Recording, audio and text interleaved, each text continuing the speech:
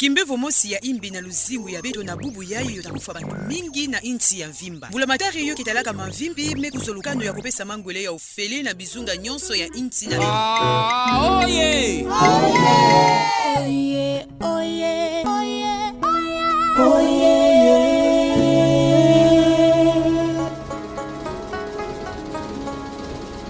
Ebola, COVID-19.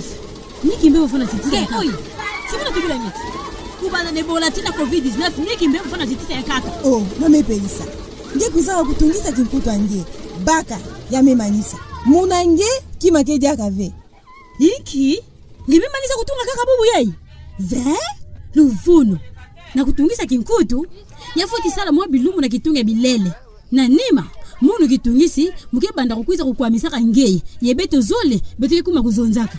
Yemi manisa, tubila mu.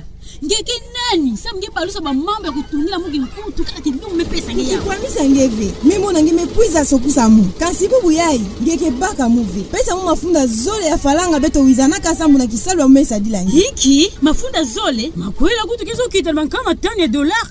Ngene na kisale kilubu Moscow ngene ndo mafunda zole ya franc congolais. Oye, muna sala muntaka.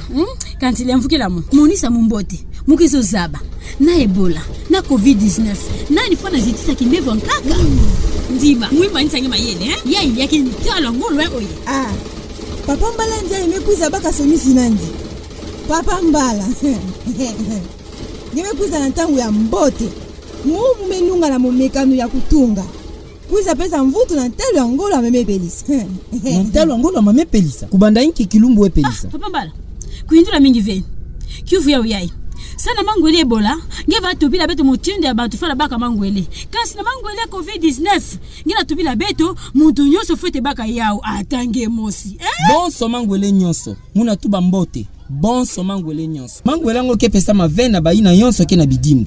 Bonso mutu nyonso ina tia nandi na nitu ke na zulu ya 38.5 degré to makumi tatu na nana na ndambo. Afwete pusa mangwele ti kilumbu tia na nitu na ke manisa. Konso mangwele ki na pila na yao ya kusadila. Mizonza me manisa. Mame pelisa. Muna vingila ngefuta mbongo ya kikuta mume tungila nge. Papa na pesa mfutu na nyonso. Kani futila mudia. Ale tu, kwenda.